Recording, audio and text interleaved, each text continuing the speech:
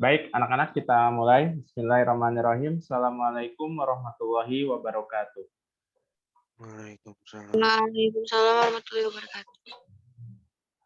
Oke, anak-anak, di pertemuan kita kali ini ya, di pemantapan bagian ketujuh. Jadi ini ibarat film, kita sequelnya banyak ya, matematika itu. Bagian 7, 8, 9, dan seterusnya. Nah, di bagian ketujuh ini, kita akan mempelajari bangun ruang sisi datar dan bangun ruang sisi lengkung. Ya. Nah, ini submateri yang akan kita pelajari di pertemuan kita kali ini. Oke, langsung ke pembahasan soalnya. Dilihat soal nomor 24. Nanti Bapak mau tanya seorang-seorang ya. Sambil di absen sama Bapak. Nah, ini perhatikan gambar berikut. Nah, ini untuk materi bangun ruang sisi datarnya, kita tidak ke perhitungan dulu ya. Karena ini materinya sangat dalam, jadi sangat banyak kalau bangun ruang sisi datar. Dari konsep daya tiliknya, ya, daya penerawangan, nanti ke perhitungan. Nah, untuk di pertemuan kita kali ini, Bapak hanya akan membahas bangun ruang sisi datar yang berkaitan dengan daya tilik ruangnya, yaitu kemampuan menerawang dimensi 3-nya, ya. Yaitu salah satunya adalah menentukan jaring-jaring dari bangun ruang sisi datar. Oke, ini ada salah satu bangun ruang sisi datar yaitu balok. Ya, balok ini adalah salah satu jenis bangun ruang sisi datar. Nah, gambar yang merupakan jaring-jaring balok. Nah, ini nggak usah dihitung, diterawang aja, dikira-kira. Bapak kasih waktu 1 menit untuk berpikir.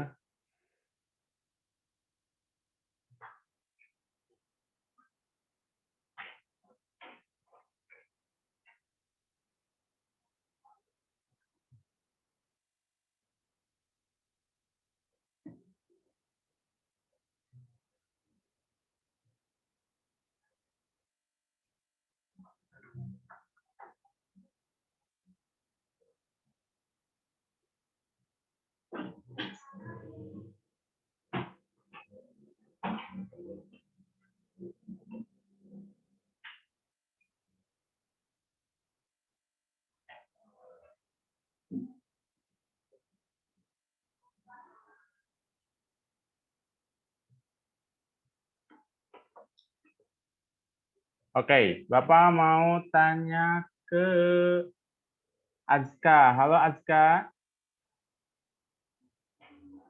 Ada Azka? Iya, ada. Oke. Azka, jawabannya apa? Yang D. Yang D, 1 dan 4. Oke, betul. Ya, jawabannya yang D. Nah, jadi yang nomor 1 ini betul ya, jaring-jaring balok. Nah, ini nanti ya dikira-kira ya oleh kalian, misalnya di terawang dimensi 3-nya. Kalau yang nomor 2 bukan. Nah, kenapa bukan? Karena ini ada 2 bangun datar yang sama yang berendengan, yang berdampingan. Nah, kalau jaring-jaring balok ya, jaring-jaring balok tidak ada bangun datar sama yang berdampingan. Nah, ini kan ada 2 bangun datar yang ukurannya sama berdampingan. Nah, itu sudah pasti salah. Analisanya seperti itu ya. Jadi bangun datar yang sama terletaknya jauh gitu, tidak berdampingan dekat. Yang nomor 3 juga bukan, karena ini ya. Nah, ini perhatikan, ini ibaratnya bidang datar yang ada pada sisi yang sama. Nah, ini juga salah ya. Harusnya salah satunya ada di kiri. Nah, yang nomor 4 betul ya. Jadi jawabannya yang D. Oke. Itu untuk jaring-jaring balok. Berikutnya kalian buka kembali yang halaman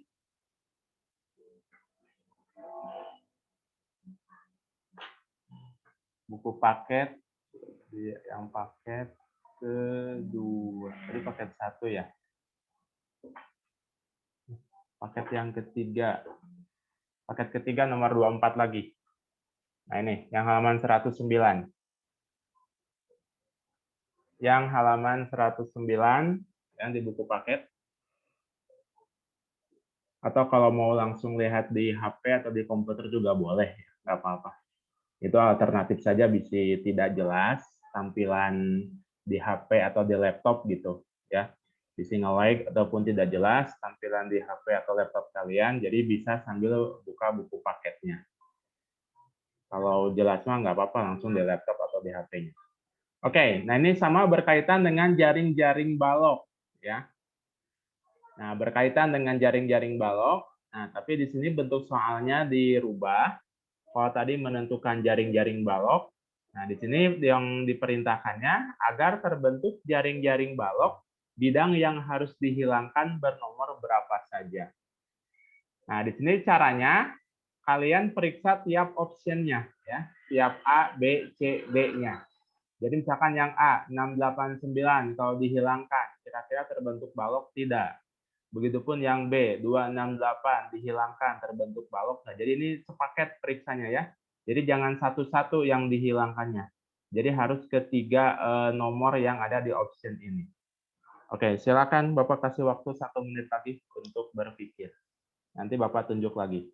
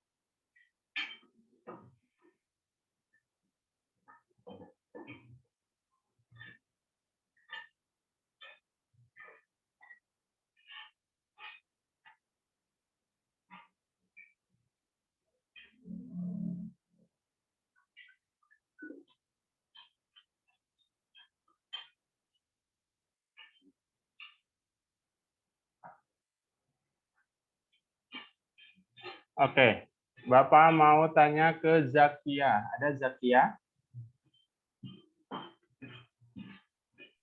Ada, Pak.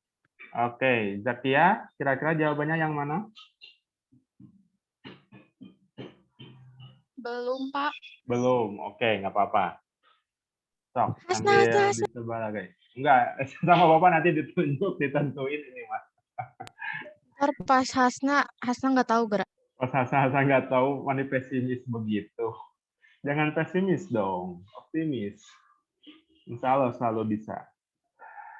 Bapak mau tanya ke Panji. Halo Panji. Pak, Oke, Panji, menurut kamu jawabannya yang mana? yang C. Yang C. Oke, betul. Ya. Jadi yang dihilangkannya yang C. 149. Nah, jadi tadi periksa tiap option jawaban, ya. Bidang yang harus dihilangkan. Nah, kalau yang A ini salah, ya. Kalau 689 dihilangkan, nah ini 689 dihilangkan. Ini ada bangun datar nomor 4 dan nomor 3 yang berbeda. Jadi tidak mungkin. Nah, analisanya seperti itu, ya. Bapak ulangi, ini kalau 689 dihilangkan. Jadi kan ini harus sepasang-sepasang ya. Kalau balok itu ada dua bangun datar yang ukurannya sama atau yang kongruen. Nah, di sini yang nomor 2 berpasangan dengan nomor 7. Nomor 1 berpasangan dengan nomor 5, sama. Nah, sisanya nomor 3 dan nomor 4. Kalau yang 689-nya itu dihilangkan. Nah, 4 dan 3 itu berbeda. Jadi tidak mungkin terbentuk balok. Nah, itu analisanya untuk yang option A. Option B. Nah, option B nomor 2, 6, 8 juga salah.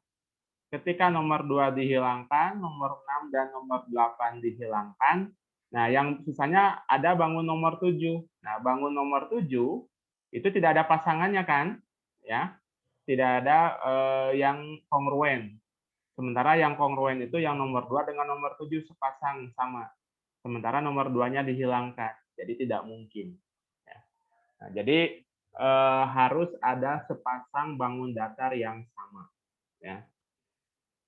Nah, yang nomor C itu yang benar, 149. Ya. Nomor 149 ketika dihilangkan, nah 2 berpasangan dengan 7, 5 berpasangan dengan 8, dan 6 berpasangan dengan 3. Ya. Nah, itu akan terbentuk balok. Yang D juga salah, ya. Option yang D, 136. 136. Meskipun, nah ini analisanya begini, meskipun nanti ada 2 bangun datar yang sama yang sepasang. Jadi ketika nomor 1, nomor 3, dan nomor 6 dihilangkan, 2 dan 7 itu sama ya, kongruen. 5 dan 8 juga sama, kongruen. 4 dan 9 juga sama, kongruen. Tapi bangun datar nomor 4 dan nomor 9 tidak bisa menutupi yang bangun datar nomor 5 gitu ya. Jadi tidak sesuai tutupnya. Jadi pasti ada yang kosong yang tidak tertutupi. Itu kalau kita bentuk kembali jaring-jaring balok tersebut. Oke, seperti itu untuk soal jaring-jaring. Ada pertanyaan sebelumnya? Tidak. Tidak ada. Nah, nanti untuk jaring-jaring mah kalian bisa searching lagi ya, ada jaring-jaring limas, ada jaring-jaring prisma gitu ya, 5 segitiga, 5 segi 4, prisma segitiga, dan prisma segi 4. Nanti sambil dilihat bentuk-bentuk jaring-jaringnya ya. Oke, berikutnya next yang halaman 113. Ya, kalau di buku paket halaman 113. Nomor 24 kembali. Nah, seperti itu soalnya. Perhatikan gambar kubus berikut. Nah, ini berkaitan dengan teori ya, masih dengan teori, jadi belum ke perhitungan. Nah, ini ada gambar kubus. Kalau di buku kan nggak ada titik D-nya ya. Oleh kalian tulis di bukunya ini titik D, yang di sini. Nah, di buku tidak ada titik D-nya, jadi oleh kalian ditulis tangan sendiri. Daerah yang diwarnai berarti yang diarsir. Yang diarsir ini adalah bidang A, B, F, E. Ya. Jadi ini bidang berbentuk persegi A, B, F, E. Itu disebutnya apakah bidang frontal, bidang diagonal, diagonal ruang, atau diagonal sisi.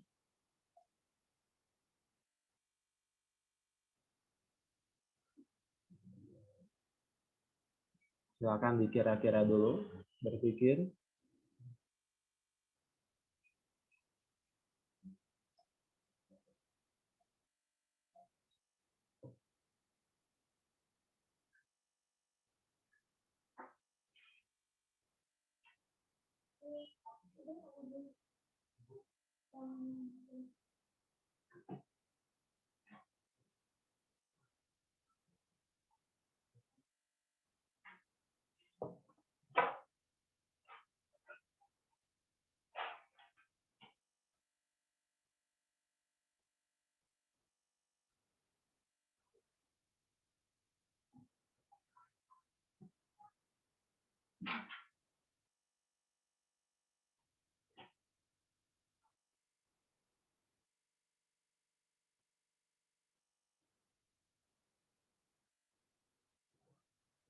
Oke, Bapak mau tanya ke Ica. Ada Ica? Sakit. Oh iya, Ica sakit. Ya, semoga cepat sembuh Icanya. Bapak mau tanya ke Salman. Ada Salman? Ya, Pak. Oke, Salman, menurut kamu jawabannya yang mana? A jawabannya. Yang A, bidang frontal. Ya, betul Salman. Sip. Mantap. Oke, jawabannya adalah bidang frontal. Oke, mungkin di antara kalian ada yang belum tahu ya pengertiannya. Nah, ini Bapak sajikan pengertiannya. Bidang frontal adalah bidang yang sebidang dengan pandangan. Jadi dengan pandangan kalian. Jadi kalian sekarang kan lagi memandang laptop atau lagi memandang HP gitu. Nah, yang sebidang. Jadi kan laptop itu bayangkan dimensi 2 ya, 2 dimensi gitu. Nah, jadi yang sebidang atau yang sejajar dengan bidang gambar. Nah, ini ABFE. Karena kan si laptop atau HP ya, atau ini layar ini ya, ini kan tepat berada di hadapan kalian. Jadi ada di depan pandangan kalian. Jadi yang sebidang, nah yang searah dengan jarak pandang kita adalah bidang ABFE. Gitu. Juga ada lagi bidang DCGH. Nah ini ada dua ya, bidang frontalnya. ABFE dan DCGH. Nah ini sejajar dengan bidang gambar. Nah ini kan bidang gambarnya ya. Taruhlah layar ini kita anggap bidang gambar. Gitu. Keseluruhan layar laptop atau layar HP yang sedang kalian pandang itu adalah bidang gambarnya. Dan yang sejajar atau yang searah, ya, yang sebidang dengan bidang gambar ini bidang ABFE dengan DCGH. Nah, itu pengertian bidang frontal. Adapun kawannya, ya, ya ini tadi contohnya adalah bidang ABFE dan DCGH. Ya. Nah, adapun lawannya adalah bidang ortogonal. Nah, ini ya sekedar tambahan pengetahuan. Ada bidang frontal, ada bidang ortogonal. Bidang ortogonal adalah bidang yang tegak lurus dengan bidang frontal. Nah, tadi bidang frontalnya ada dua, ABFE dengan DCGH. Nah, yang tegak lurus, sebutkan salah satunya. Bapak mau tunjuk ke Barik. Halo Barik. Ada Barik? Ada. Oke, Barik, lihat kubusnya ya. Perhatikan kubusnya. Nah, kamu tentukan bidang ortogonal yang tegak lurus dengan bidang frontal.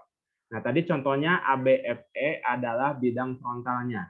Nah, cari bidang yang tegak lurus dengan ABFE. Salah satunya bidang apa?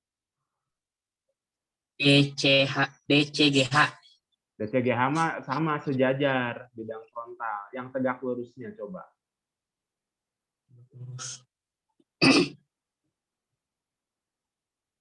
Yang tegak lurus. Ini kan berdiri. ABFE itu kan posisinya berdiri, berarti yang berbaring gitu. Bidang yang berbaring. Bidang apa? ABCD. ABCD. Oke, betul. Sip. Makasih Bari. Nah, itu salah satunya adalah bidang ABCD. Nah, itu bidang ortogonal. Berikutnya Bapak mau tanya ke Edgina. Halo Edgina. Halo Pak. Oke, bidang lain yang termasuk ortogonal selain ABCD. EFGH. Apa? EFGH. Oke, betul. EFGH. Ya. Oke, terima kasih Edgin. Berikutnya, Bapak mau tanya ke Alma. Halo Alma. Halo.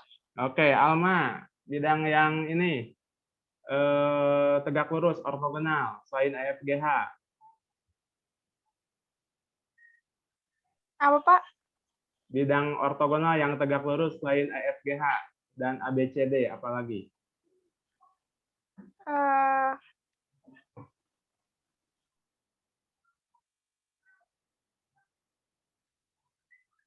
Yang tegak lurus dengan ini, ABFE. BCFG. BCFG, oke betul, BCGF. Ya.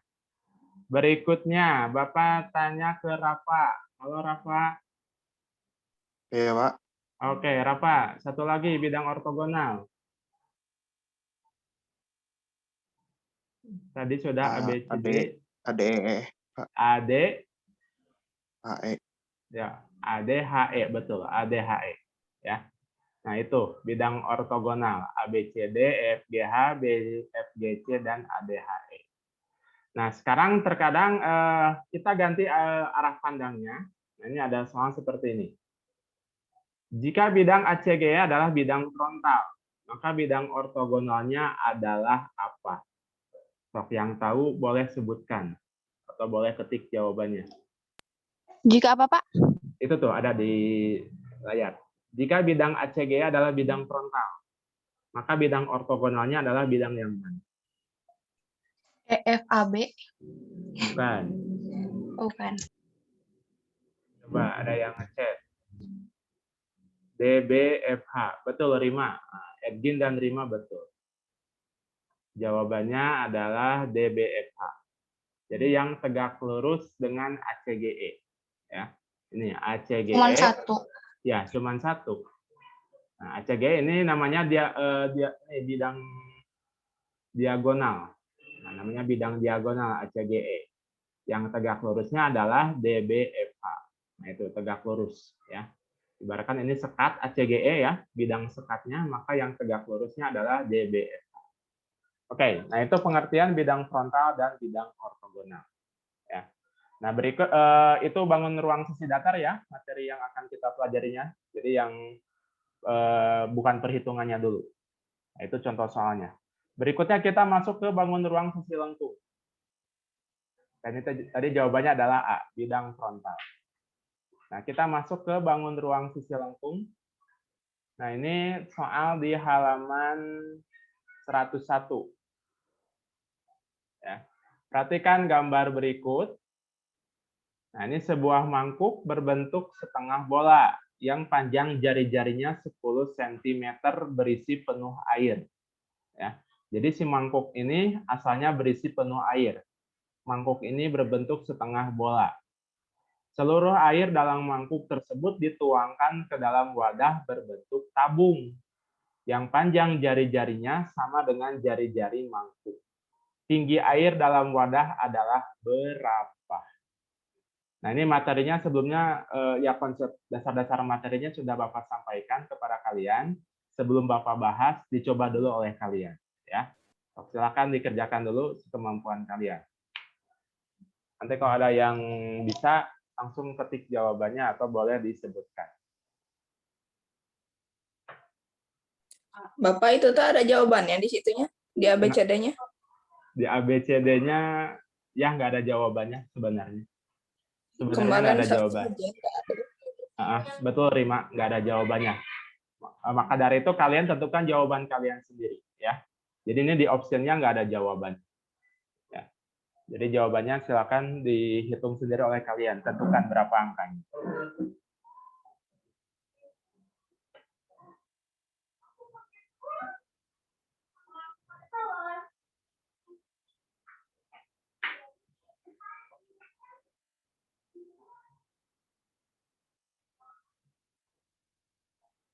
Dua per 3. Oke. Rima udah jawab ya, disimpan dulu. Nanti yang lainnya. Nadib 6,67 Pak. Oke. Ya. Berarti Nadib sama Rima sama jawabannya. Nah, yang lainnya silakan dihitung dulu ya. Bapak kasih waktu kembali.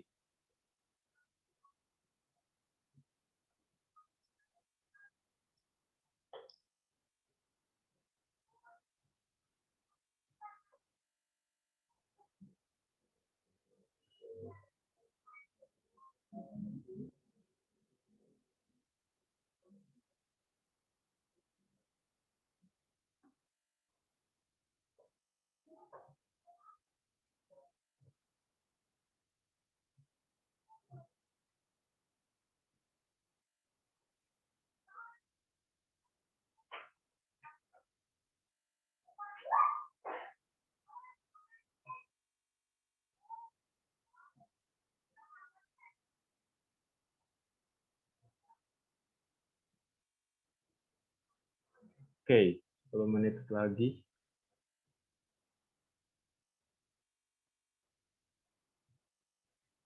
Nah, tadi ada yang jawab Rima 62 per 3, Nadib 6,67. Oke. Yang lainnya bagaimana? Masih ngitung? Sama. Davina sama? Iya. Oke. Nah, ini Bapak sampaikan cara hitung cepatnya ya. Oke, jawabannya betul, 6,67 atau 62 per 3. Nah, ini tadi yang diketahuinya, jari-jari bola sama dengan jari-jari tabung, yaitu 10 cm ya. Nah, ini keterangan di soalnya. Jadi R bola sama dengan R tabung, 10 cm. Nah, berarti ini analisanya atau secara logikanya, volume setengah bola sama dengan volume tabungnya. Ya. Nah, ini volume setengah bola sama dengan volume tabungnya. Meskipun tabungnya kan tidak penuh dengan air ya, tapi air yang terbentuk dalam wadah tabung itu berbentuk tabung kembali begitu, ya. Jadi, nah ini lihat yang diarsir ini adalah gambar air yang terisi dalam tabung. Nah, si bentuk airnya itu menyerupai tabung juga gitu. Berarti volume air yang ada di setengah bola, nah berarti volume setengah bola sama dengan volume tabung. Hanya ini tingginya tentunya tidak sama dengan tinggi wadah tabungnya, ya, karena kita menghitung ketinggian airnya. Nah, ini T ini, ya. Nah, jadi di sini volume setengah bola sama dengan volume tabung. Volume setengah bola itu rumusnya apa? 2/3 kali PR kubik. Oke, 2/3 PR kubik. Kalau volume tabung? PR kuadrat kali T. Oke, PR kuadrat kali T. Nah ini 2/3 kali PR pangkat 3 sama dengan PR kuadrat T. Nah ini bentuk persamaan. Ya, oleh kalian diingat ini bentuk kepersamaan. Berarti kita gunakan konsep persamaannya kembali. Ya. Nah ini karena ini semuanya perkalian, 2/3 kali Pi kali R pangkat 3. Begitupun yang ruas kanan, Pi kali R kuadrat kali T. Itu bisa kita coret Pi-nya. Nah itu ya cara singkatnya. Jadi tidak usah dirubah ke 22/7 atau ke 3,14. Ini Pi-nya tinggal kita coret aja. Ruas kiri, ruas kanan. Karena ini bentuknya perkalian. Jadi bisa dihilangkan. Nah, kemudian yang R pangkat 3, kita uraikan R kali R kali R. Yang R pangkat 2, kita uraikan R kali R. Dan ini pun bisa kita coret lagi ya, yang R-nya. Sama seperti mencoret yang Pi.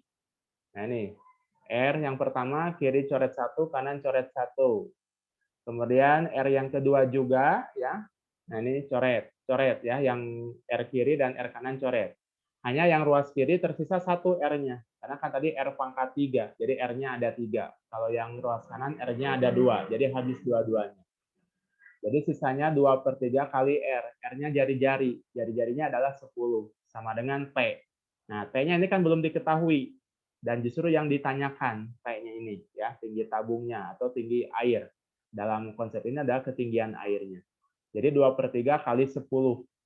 Nah, 2 kali 10 itu 20/3. Oke, 20/3 tadi Rima menjawab 62/3. Dan juga Nadif 6,67.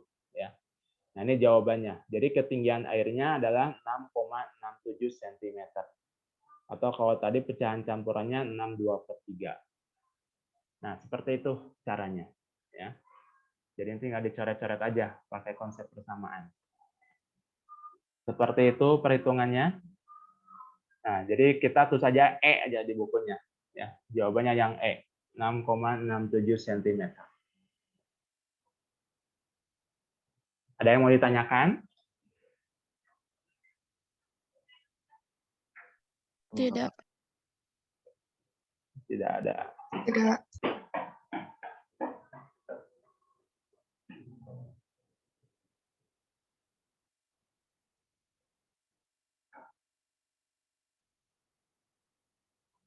Oke, berikutnya.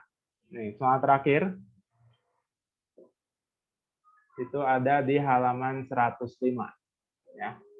Di halaman 105 nomor 26. Silakan dicoba dulu oleh kalian.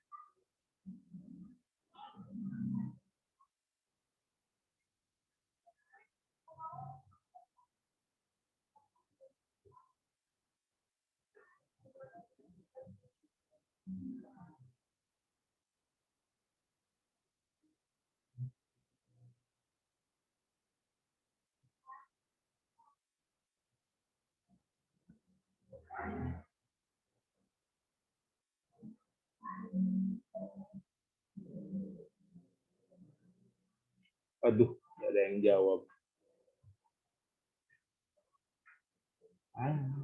Kirain jawab Hasni.